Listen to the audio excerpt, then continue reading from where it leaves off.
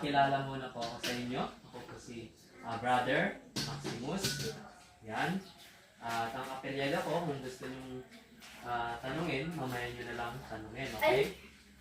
Yan. So, yan. Our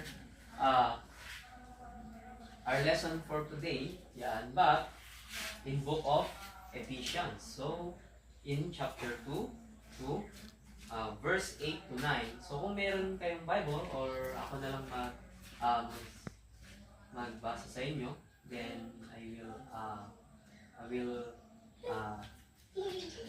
teach to you and you need to understand it, okay? Maunawaan niyo yung aking ituturo sa inyo sa umaga nito, okay? Okay pa? So, sige, basahin po natin itong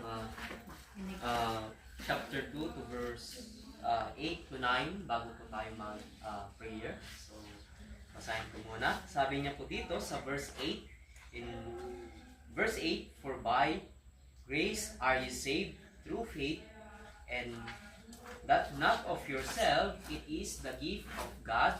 In verse 9, sabi niya po dito, not of works, lest any man should boast. So, manalangin muna tayo. So, manalangin tayo. Ang gagawin natin is